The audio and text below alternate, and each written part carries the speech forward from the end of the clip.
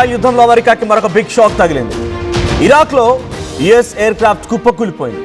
ఇరాన్లో యుద్ధంకి సంబంధించిన విషయం పైన ఇది ఎప్పటికప్పుడు పర్యవేక్షిస్తూ అటు యుద్ధ విమానాలలో కూడా ఎప్పటికప్పుడు ఆయిల్ ఫిల్ చేయడానికి ఉపయోగించేటువంటి ఒక KC-135 అనేటువంటి ఈ విమానం ఇప్పుడు కుప్పకూలిపోయింది.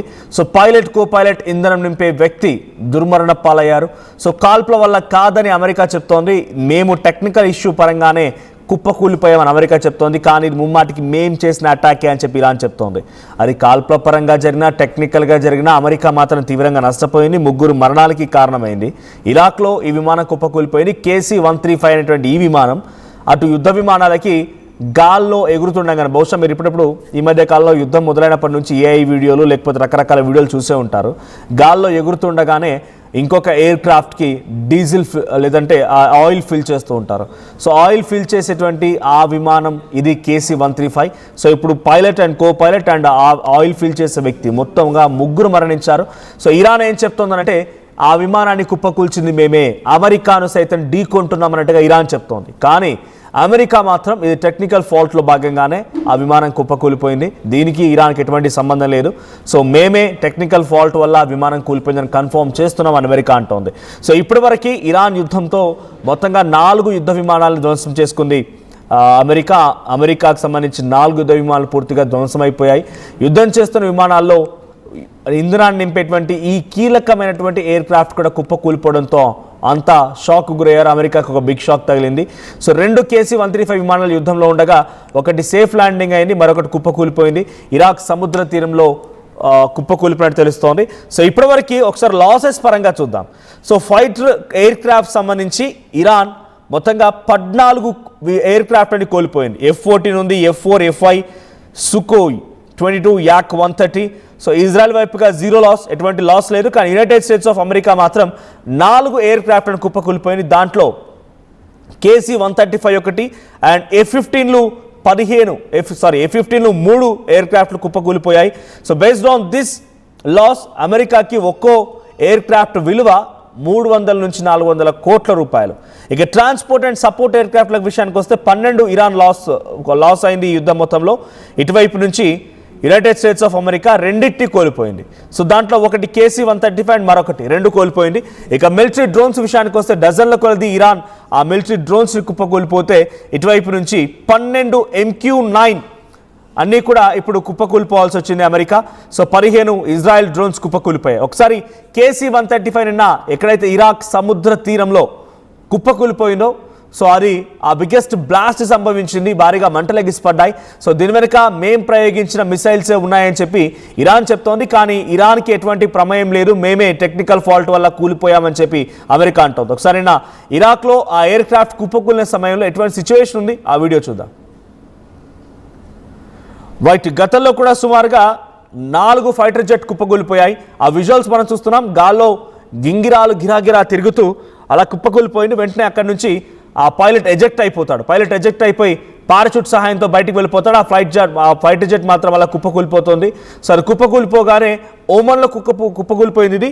సో ఓమన్లో ఉన్న వారంతా కూడా ఒకసారిగా పైలట్ని చుట్టుముట్టారు. కానీ అమెరికా అని చెప్పగానే ఆయన్ని సేఫ్గా తీసుకెళ్లి మళ్ళీ అమెరికా ఎయిర్ బేస్కి తరలించడం జరిగింది. అక్కడ పోలీస్ అండ్ అక్కడ మిలిటరీ ఆపరేషన్స్ కూడా ఆయన్ని కాపాడాయి. సో అమెరికాకి గల్ఫ్ దేశాలు సపోర్ట్ ఇస్తున్నాయా అంటే ఇక్కడ చాలా క్లియర్గా అర్థమవుతోంది. గతంలో ఎయిర్ క్రాఫ్ట్లు కుప్పకూలిపోతున్న సమయంలో అక్కడ ఉన్నటువంటి ఆ పైలట్స్ ఎజెక్ట్ అయిపోయి పారాచూట్ సహాయంతో మెల్లగా ల్యాండ్ అయ్యే ప్రయత్నం చేశారు. ల్యాండ్ అవుతున్న తరుణంలో అక్కడికి చేరుకున్న కొంతమంది సామాన్య జనం కానివ్వండి, మిలిటరీ కానివ్వడానికి గన్స్ ఎక్కి పెట్టాయి. కానీ ఆ తర్వాత అమెరికన్ నేను అని చెప్పగానే వారిని కాపాడగలిగాయి. సో ఇప్పుడు KC-135 అనే విమానం చాలా పెద్ద విమానం ఇది. So KC-135 it's and supportive transport air craft చెప్తారు దీన్ని. సో ట్రాన్స్పోర్ట్ ఎయిర్ క్రాఫ్ట్ అంటే ఇది ఆయిల్ని క్యారీ చేసే ఎయిర్ క్రాఫ్ట్. గాల్లో ఎగురుతుండగానే ఇతర యుద్ధంలో పార్టిసిపేట్ చేసే విమానాలకి ఆ ఎయిర్ క్రాఫ్ట్లకి ఫ్యూయల్ నింపడానికి దీన్ని ఉపయోగిస్తారు. సో ఇప్పటివరకు హెలికాప్టర్స్ ఎటువంటి లాస్ లేదు. ఇక రాడార్ సిస్టంలో ఇటువైపు చాలా బిగ్గెస్ట్ రాడార్ సిస్టమ్ కుప్పకూలిపోయింది ఇరాన్. అమెరికా కూడా రాడార్ సిస్టమ్ని కుప్పకూలిపోయింది. ఇక ఎయిర్ బేసెస్ విషయానికి వస్తే డజన్ల కొద్ది ఎయిర్ బేస్ అనేది కూడా ఇక్కడ నష్టపోయింది. ఇరాన్, అటు అమెరికా 17 యుఎస్ ఎయిర్ బేసెస్ని కుప్పకూల్పోవాల్సి వచ్చింది. సో మిసైల్ లాంచర్స్ని ఇటువైపు మనీగా డిస్ట్రాయ్ అయిపోయి ఇరాన్ వైపు నుంచి. సో అమెరికా కూడా కొన్ని మిసైల్ లాంచర్స్ని కుప్పకూలిపోయింది. మొత్తంగా 37 ఎయిర్ క్రాఫ్ట్లు ఇరాన్ కోల్పోతే ఇజ్రాయెల్ 15 డ్రోన్స్లను కోల్పోయింది. యుఎస్ఏ 16 డ్రోన్స్ అండ్ అటు ఎయిర్ క్రాఫ్ట్స్ని కుప్పకూలిపోవాల్సి వచ్చింది. సో ఒక్కోటి సుమారుగా ఇప్పటివరకు 500 పైచిలకు బలిస్టిక్ మిసైల్స్ని ఇరాన్ ప్రయోగిస్తే డజన్ల కొద్ది టోమహాక్ యూజ్ చేసింది అమెరికా. ఇక డ్రోన్స్ విషయానికి వస్తే 2000 డ్రోన్లని ఇరాన్ ప్రయోగిస్తే ఇప్పటివరకు ఇజ్రాయెల్ సుమారుగా కొన్ని వందల కొద్ది డ్రోన్స్ని కుప్పకూల్పోవాల్సి వచ్చింది. MQ-9 అనేటువంటి ఒక అద్భుతమైనటువంటి కాంబాట్ డ్రోన్ అమెరికా దగ్గర ఉంది. అవన్నీ కూడా చాలా కుప్పకూలిపోయాయి, చాలా తీవ్ర నష్టం వాటిల్లింది. సో ఇరాన్కి $50,000 నష్టపోతే అమెరికా కూడా సుమారుగా $12 మిలియన్ ఒక్కో ఇంటర్సెప్టార్కి సుమారుగా వాళ్ళు ఉపయోగించేటువంటి ధర ఎంతనంటే 40 కోట్ల రూపాయలు తీవ్రంగా నష్టపోవాల్సి వచ్చింది. అటు ఇరాన్ కూడా యాజ్ ఆఫ్ నో కొన్ని వేల కోట్ల రూపాయలు నష్టపోయింది. సో విజువల్స్ మనం చూస్తున్నాం, సముద్రం పైన ఆ ఎయిర్ క్రాఫ్ట్ కుప్పకూలిపోయి ఆ మంటల్లో చెలరేగడం లాంటి విజువల్ మన లెఫ్ట్ సైడ్లో కనబడుతోంది. ఇక రైట్ సైడ్లో యుద్ధ నౌక కూడా కుప్పకూలిపోయిన విజువల్ కనబడుతోంది. సో నిన్ననే ఇరాక్ సముద్రం తీరంలో ఓ యుద్ధ నౌక కూడా కుప్పకూలిపోయింది. ఆ యుద్ధ నౌకను కూడా మనం విజువల్లో చూస్తున్నాం. సో ఆ యుద్ధ నౌక మంటల్లో కాలిపోతోంది. సో దీని వెనుక కూడా ఇరాన్ హస్తమే ఉంది. నిన్న ఒక యుద్ధ నౌకని పేల్చేసిన ఇరాన్ ఈరోజు అమెరికాకు సంబంధించిన ఒక ఎయిర్ క్రాఫ్ట్ కూడా కుప్పకూల్చింది. సో ఈ రెండు సంఘటనలతో అమెరికా మరింత ఆగ్రహానికి గురే అవకాశం ఉంది. అమెరికా మరింతగా దాడులను పెంచే అవకాశం కనబడుతోంది. డొనాల్డ్ ట్రంప్ ఇప్పటికే పదే హెచ్చరిస్తూ ఉన్నారు, మీరు కనుక యుద్ధాన్ని ఆపకపోతే ఇది మరింత తీవ్రతరం అవుతుంది, మీరు యుద్ధాన్ని విరమించకపోతే మరింత తీవ్రతరం అవుతుందన్నట్టుగా అమెరికా హెచ్చరిస్తున్న తరుణంలో ఏకంగా అమెరికానే ఢీ కొడతామన్న చందంగా అక్కడ ఎయిర్ బేసెస్ని కుప్పకూల్చడం, యుద్ధ నౌకల్ని కుప్పకూల్చడం, ఎయిర్ క్రాఫ్ట్లని కుప్పకూల్చడం లాంటి ప్రయత్నం ఇరాన్ చేస్తున్నారంటే ఇరాన్ ఒకవేళ అమెరికా యుద్ధాన్ని ఆపినా ఈసారి ఇరాన్ మాత్రం ఆపదలుచుకోలేదు.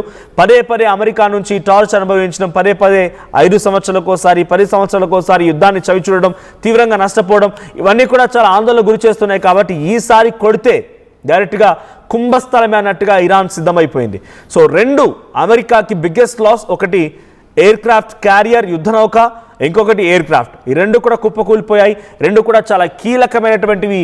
అమెరికా ఇప్పుడు యుద్ధం చేస్తున్న తరుణంలో రెండు కూడా చాలా కీలకమైనవి.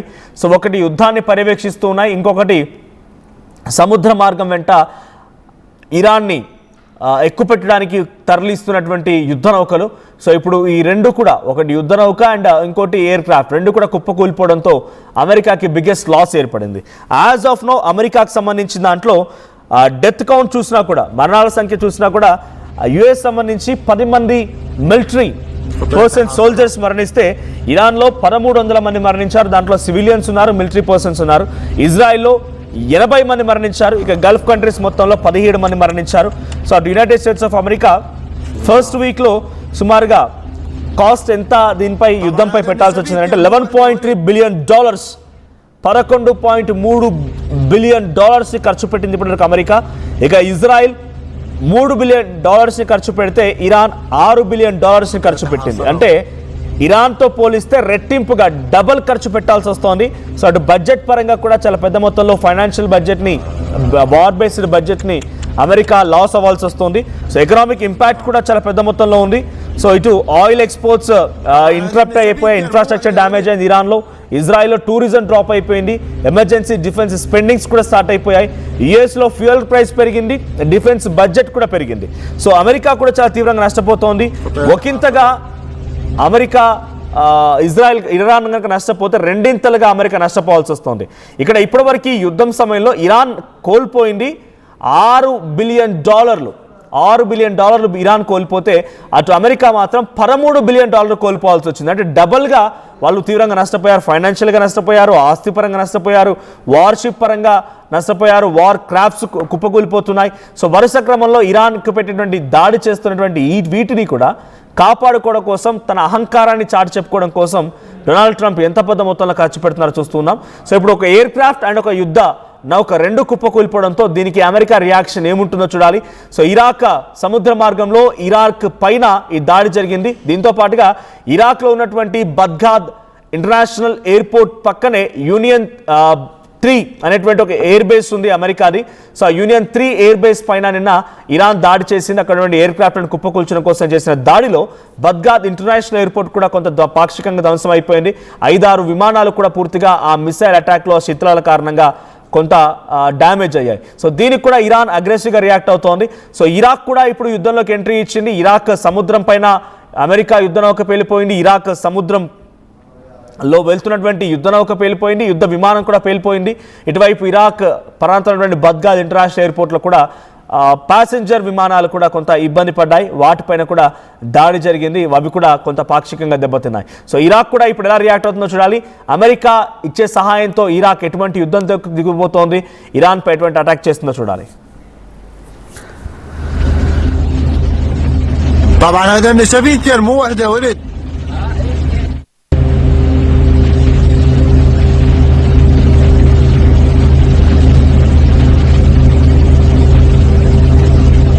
يتحاصروا